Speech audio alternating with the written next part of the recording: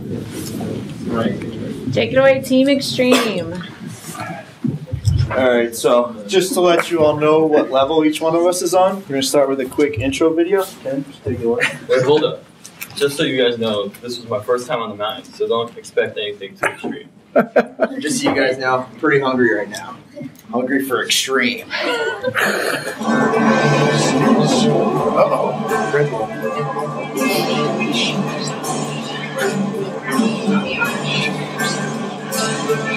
I think they shoot because they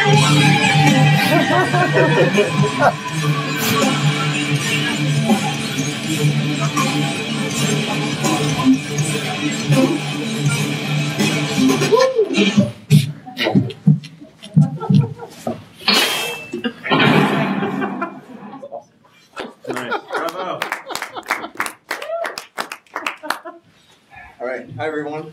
This is Kendall, JC Slater. I'm Landfill 1 and 2. So for the past year or so, we've been researching and developing this concept that we call the Rhythm Rider. And so we chose this name because we think it really reflects the experience that we're trying to deliver. So through our research, we started hearing some recurring phrases. We kept hearing it, soundtrack to your life, and a cool one, ride to the rhythm of nature. So what we've kind of decided is, what does this Rhythm Rider make? Well, what it makes are kinetic soundscapes. Whoa, that sounds like a dope idea. How do we make those? Oh, I got an idea. Why don't we convert motion data from snowboarding into music? Seems simple, but I guess there's probably more to it than just motion and music. You know, you're probably right. There's probably about 3 other things we should consider.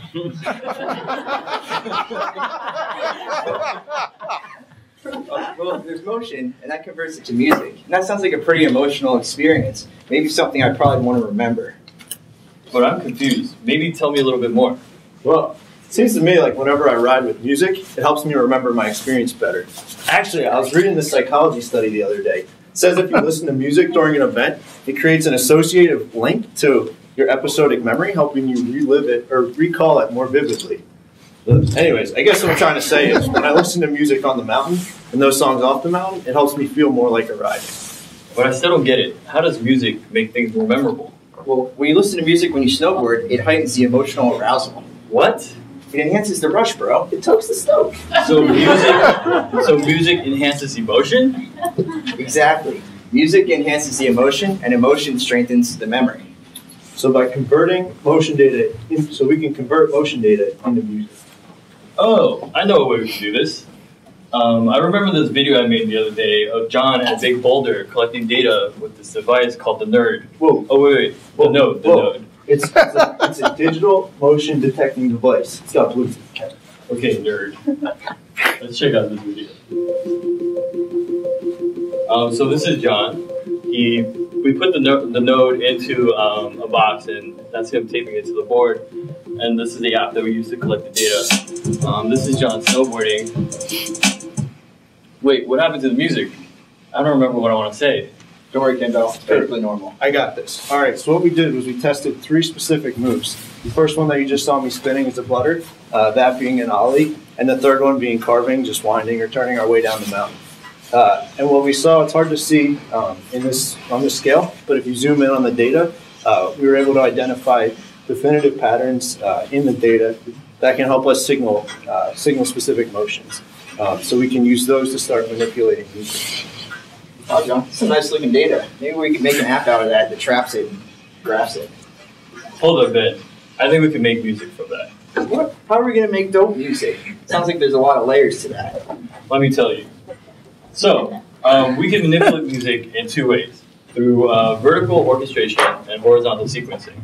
Vertical orchestration is kind of a blending of different layers and instruments. And horizontal sequencing is kind of a shuffling or reordering of different samples. What's a sample? I'm glad you asked. A sample is a portion of a sound clip that can be original, meaning somebody gets a mic and records himself playing an instrument, or from an existing song. As, for example, you can sample a song such as Such Great Heights from Postal Service. Actually, in this picture, depicted is a sample from Postal Service, and we can create loops by repeating these samples. Here's a 4 sample loop. And then we can build tracks or layers of these samples and loops by combining them. All right, let me show you the demo. So here's a snippet of Pulsar Service. We looped it to create the bass rhythm. And on top of that, we add different layers. So first thing to come in is the drum.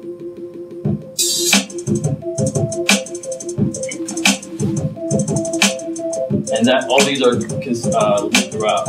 Next comes in the bass.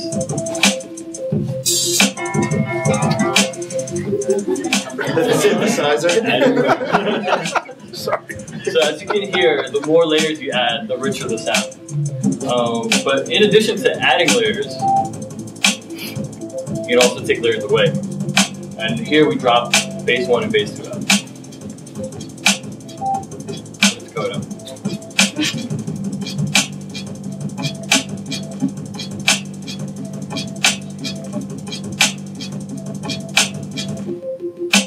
So there's bass 1 and bass 2 we dropped out. Okay. So if we structure our music in this way, we don't have to worry about things getting out of sync because everything's always timed to the tempo. But I wonder if we could test this out. Hold on a sec. I think I can bring something up. Get back to me in a couple minutes. Okay, cool. But who would buy this thing? If nobody buys it, it'll just end up in a landfill.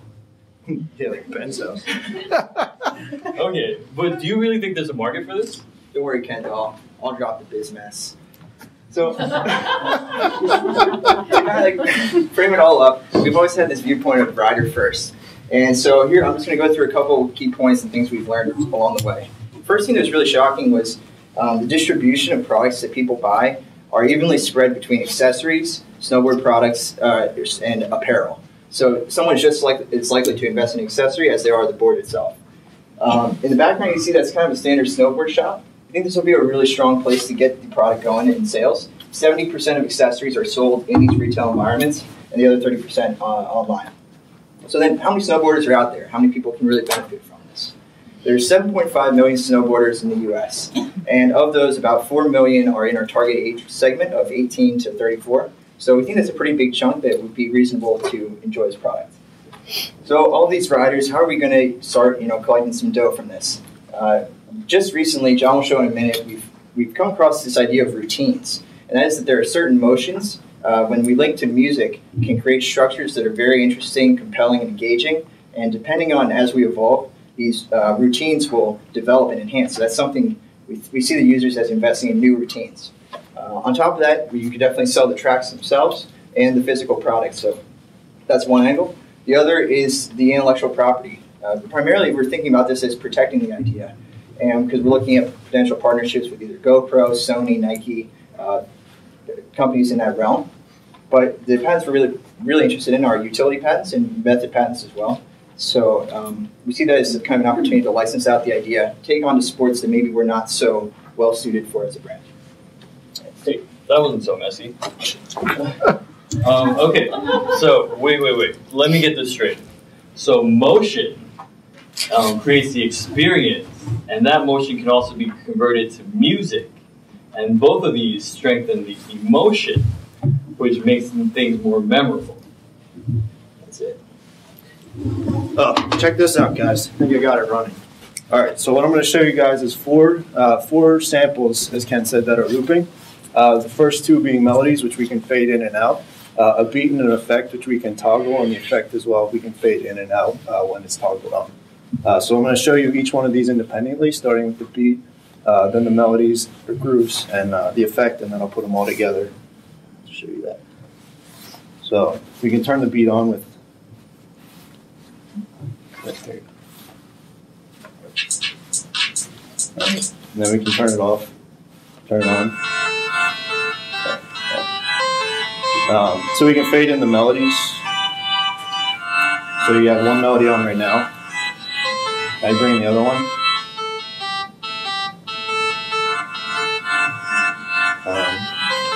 And then, so this is the bass that we can fade in and out. So then, as a whole, start with the beat.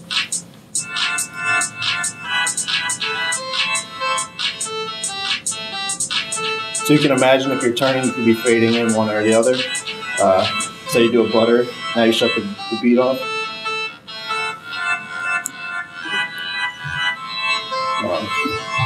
So as Ken said, you can continue to add layers as you go down in different routines. So that was just one that we came up with the other day. But we think that there's a lot of ways you can manipulate the layers. Hopefully come up with interesting and harmonious movie. Thank you, Slater. I think for the first time ever, I feel extremely full. Maybe we should wrap this up. Thank you, everyone. We invite your questions and comments.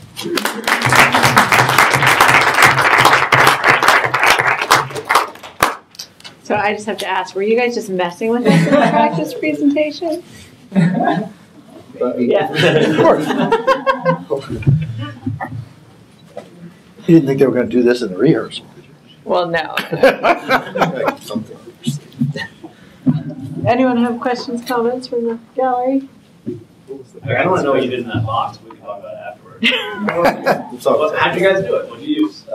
So we have an Arduino microchip in there, and just using a Bluetooth chip, we can send the phone or send a signal from 3 different motion sensors to my phone, and then just using the Android platform, we can just manipulate music.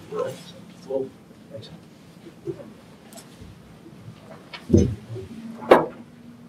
How does it attach to your board? Duct tape. That's a great question. Yeah, form will be like our kind of next step. Definitely have to answer that.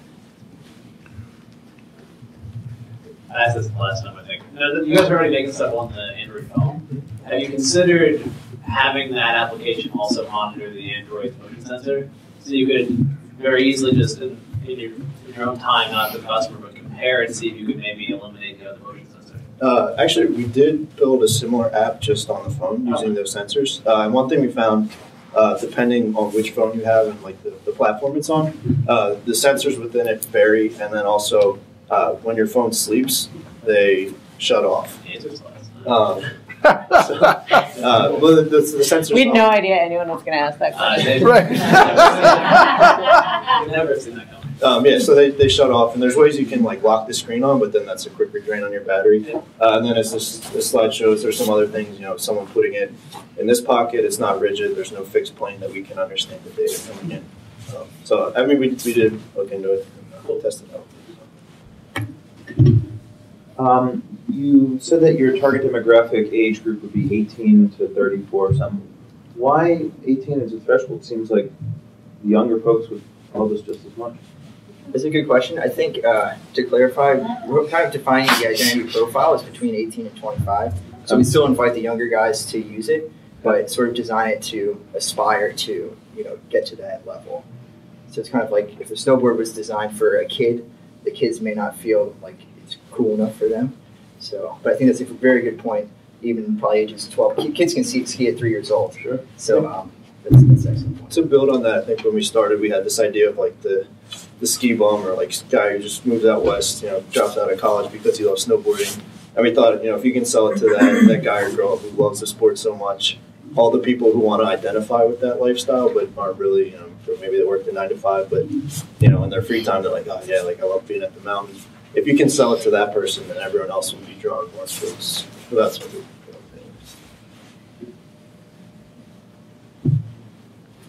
Doesn't need to only be a snowboarding application.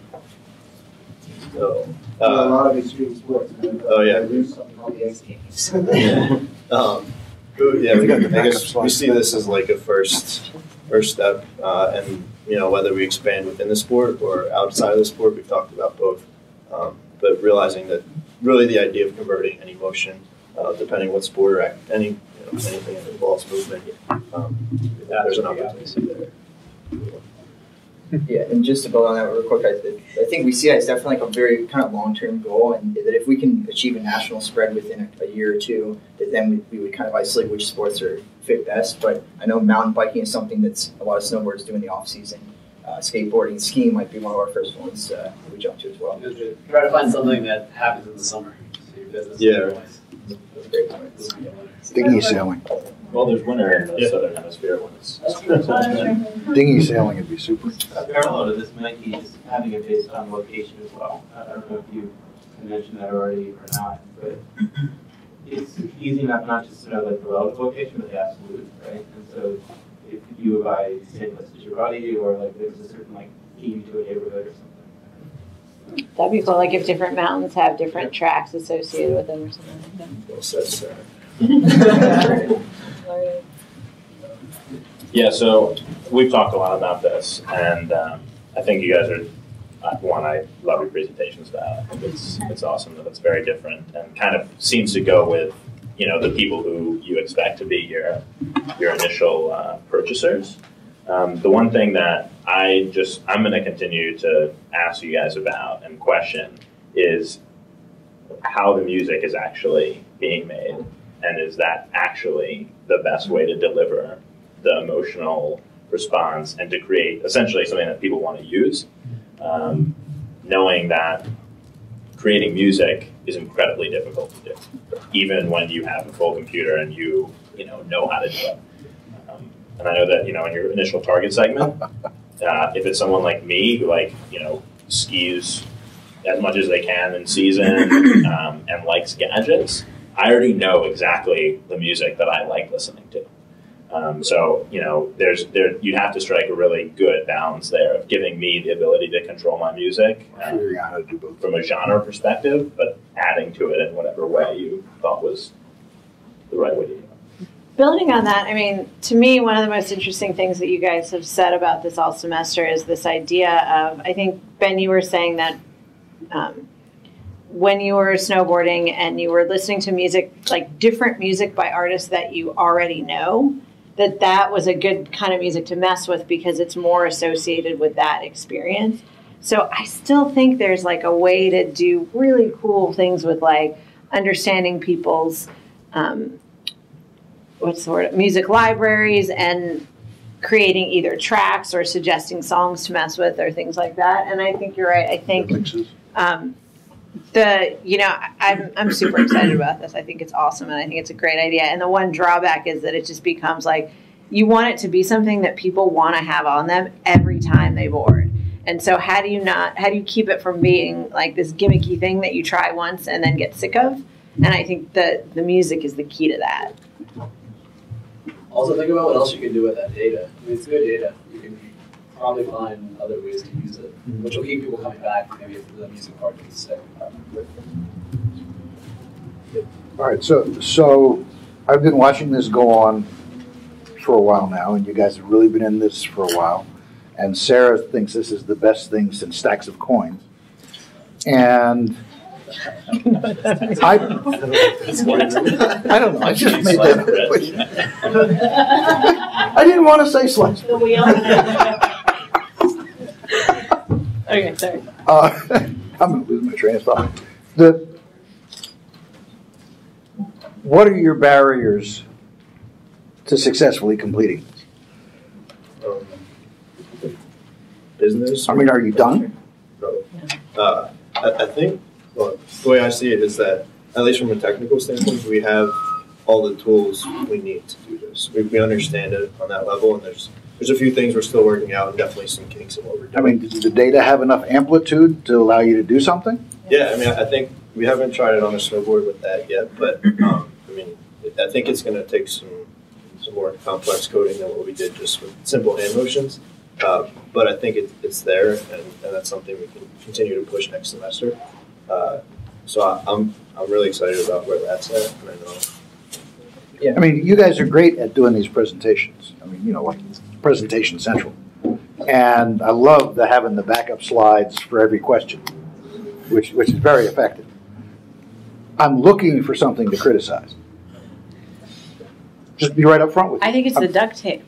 I mean, I think now that you know that it works, you guys have to figure out what is it? How does it attach to the snowboard? Can it also attach to skis? I think that's a huge question. Oh, of course I think you still want to focus on the music content, though, because I think that's probably like the biggest missing link right now. But I think you have the tool set now to start exploring that and actually putting that in front of people and getting their feedback, which I think is going to be huge. Yeah, see, that's the thing.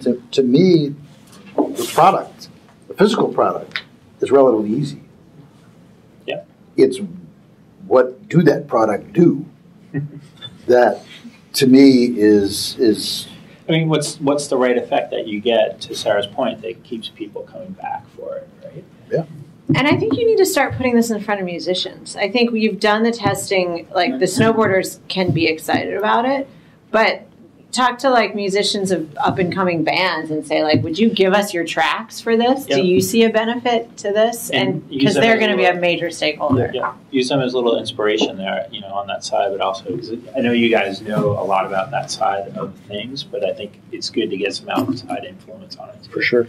The other thing, actually, from the presentation, when you guys do it in the style, I think it's really effective to kind of put the room into the mood that you're trying to convey.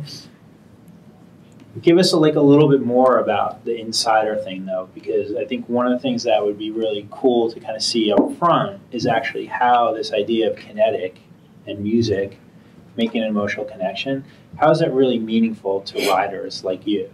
Because I don't get that myself, because I'm not riding at your level, so I don't have the inside scoop on that. But you guys can put me into that, so I can kind of see as like a potential stakeholder or investor in the idea, oh, okay, now I know what these guys are really talking about, because you gave me like a little bit of that snapshot. You guys are great at video, but imagine if you did like a hell-mounted cam with the right musical track in the background, you could really... You had sort of the sample at your last presentation of what it was like, but if you could show us what it was like from somebody who's talented at snowboarding, and what that could feel like if you were like going fast and doing the moves, I mean, that might do it right there. Yes. I think the best thing you did, like, I love that picture of the guy in the suit and the mirror image of the snowboard in the background. I think that starts to get to what you're talking about. Yeah. But it's very subtle. Wow. That is really subtle. I didn't get it. Wow. Nice eye. I think Photoshop. No, it's good Photoshop. It needs to be a little more intense. It's really nice. So, but bring that to life at the beginning. I think is what you're saying. Yeah, absolutely. Yeah. The one thing that I do, I mean, I worry about, and Sarah, I agree that, like, you know, going out to musicians and talking to them is one way of going about it. But this is kind of what I'm getting at with, like, music is incredibly complex, and like your interactions with it go much deeper, as you guys know, than just like literally listening to music. There's several stages of like hearing it for the first time, finding it, like owning a song. Do you listen to it all the time? Or are you a person that like listens to new music every day, or like me that listens to the same song over and over again? And I'd be curious. I think what's powerful about what you guys are doing is that if you get it right, there's a huge market for it. But if you get it wrong, it's never going to work. So when you have binary situations like that, when you're creating products, sometimes it's good to think about how you can make that not as binary.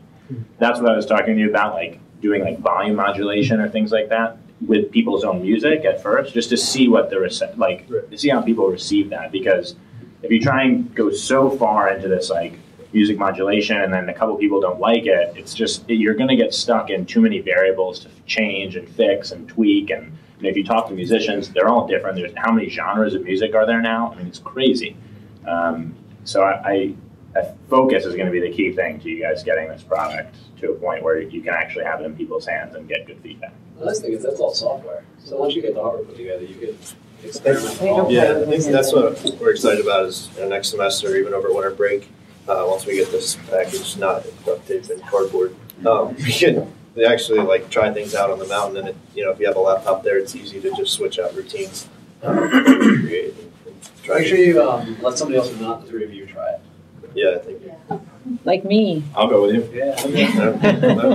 And I think if you can, everyone said this before, I think, and Jason kind of mentioned it, like, if you have to be good at snowboarding or skiing to do this, Jason's never going to buy it. What does the falling leaf track sound like?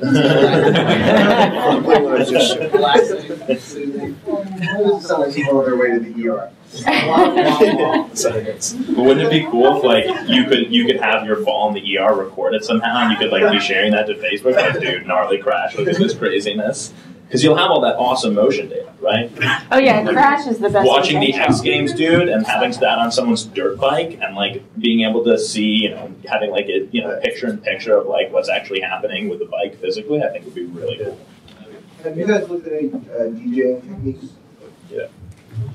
DJ Ken Fresh. Well, like just actually, Right. I mean, BPM, people yeah. doing normal, clubs Yeah. and whatnot to keep the beat going, keep the, Right. the motion and the emoticon live, Plus, I think that would be more helpful than musicians. I don't know, musicians, I don't know how that. No, but I think, I think Jeff's point is that you're gonna have a hard time getting people on musician, doing little licks or anything like that. People have playlists, people have songs they like. Those songs have certain beats per minute, characteristics.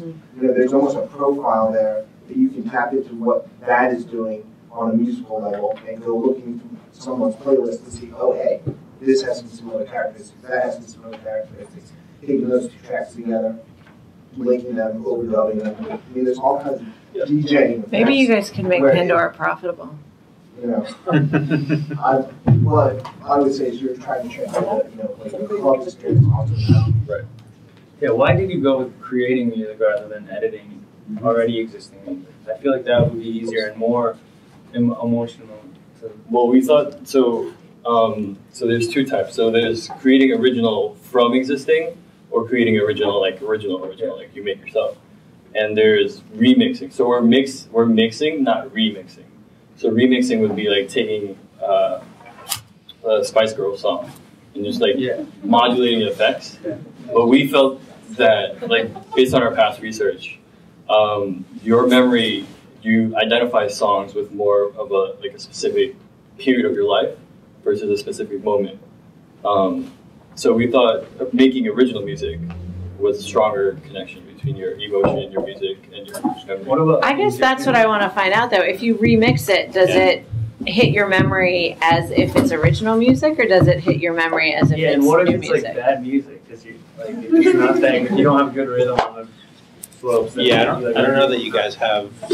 I think you guys came to your own opinions there. I think you want to shop that around a little bit with some people that can give some input on that. Because I don't know that anybody else here has enough experience there either. So I think it's taking it to the folks that have the context. The routines, are you prompting people to do things at certain times? No, it would just like, so that one I mapped certain motions to like specific things. So I guess the way we see it is you could develop routines to manipulate the music differently and just like on different moves or like switching up which layers come in on what move. But just to play that out a little bit further, is there an expectation that you, before you go out on the mountain, you would do some pre-work to assign stuff, or is that all happening dynamically? I think, that would happen internally, like as far as, the only engagement you'd be is maybe choose the track, like here's the genre pack, I can hear them all together and say like, oh, these sound, I like the way this tone is. But then once you actually start riding, it's just a matter of how you carve and ride. Like even the way he was tilting it, wasn't really any pattern to how he tilted it, but the way the songs are structured, we can bring in the beats at a time that it's always in sequence. Does that? But how do you know which beats to bring in? I guess that's what so depending what the motion, I guess that's what the routine is. It's like a preset. So it'll apply. Who's creating that routine? Well, it seems like there's a bunch of routines and sort of accompanying aspects to those routines that are appropriate to map to the different sensor input. But is that something that like the company would provide that's part of the? You guys do that. You figure out the right combination stuff. Is that right? That's what it is. Okay, that actually would be interesting. That's part of your secret sauce. Yeah. So that actually would be really interesting to surface as part of the IP and part of how this all connects. I think that both kind of what you would do as a company as well as kind of what the user would need to do. In this case, it sounds like not much, which is great. But then it leaves me wondering, okay, so who's figuring out all the smarts? And you guys are cool. But that's awesome. So what happens if you figure out a mix that a writer doesn't like? Well, I don't know. Just with the cell phone, you can kind of work. I think trialability will be important here. So something like you can hold your phone and get a sense for, if I carve or if I jump, like when he was shaking it, that would be like a jump with the accelerometer. So someone could get at least a partial sense before riding with it. Is this routine okay? Or you could do a sample with like a video of this, So that. I think this is like that. I love what you guys are. The concept is great. I think like everyone's just scraping over things, and the differences between the way we think about music is obviously like apparent. The one thing I will say from someone who skis, when I listen to music, I just thought about this as we were talking. The music is not a key part of like my experience in the same way it is when I'm like, just sitting at my desk like listening to music. And the one thing that I said to you guys before is, so if you're targeting people who are really good at snowboarding, right, you need to be snowboarding when you're snowboarding, not like trying to create music. That's where the situations can become a little confused in my head. It's like, if I'm in a mogul run and the moguls aren't paced with the music, it's going to sound terrible, right? Or throw me off, and then I'm going to crash, and then I'm never going to use it ever again. That's also an argument for making original music, because you can listen to existing music, but that won't necessarily adapt to what you're doing. When you're making original music, you're changing it to the rhythm. So then I guess the only question I have is there a delay? Hopefully. I haven't noticed it yet. I think that's something we're going to have to test out and see. And I think some of that could come down to just making the code more efficient, which hopefully learn how to do. But I think that's an open question of, I like to ski, but I'm not doing mogul runs. I'm like mostly cruising. Do you listen to music when you ski? I do. And I think it'd be really fun to be making music while I'm skiing. So that I'm like, I either listen to music or I sing. So it'd be fun to be thinking about like, what am I doing and how is that? It's just a different kind of experience. I think that's what you have to figure out. Are there more me's in the world? Are there more Jeffs in the world? And who are you selling to? And like, do we overlap at some level that would make it cool for us both to have the same thing? Because that would be really, I mean, like if you make a product that Sarah wants and I want too. Then you're good to go. Right. We got to pause because, yeah. Let me turn Jeff's idea though on his head though. Because you talked about younger kids wanting to emulate up to the pro riders. What if it's a training tool where it's giving you certain auditory responses if you're doing the right things? It's training for those kids who want to be the better riders. We've heard that from actually just about everyone we've talked to that's snowboarded, and I think that's something that we see as like maybe down the line. But right now, I guess we see this as like the core idea, and we want to deliver that, and there's a lot beneath it that if we feel like if we dig too far into that, we may never get just this idea. Make sure you do something to prove the value of it. You put a lot of effort into doing it. Because you might find that you can make a business out of that, but you can't out of that. Right. The sooner you can figure that out, you save a lot of time. Yeah. Okay, nice job, guys.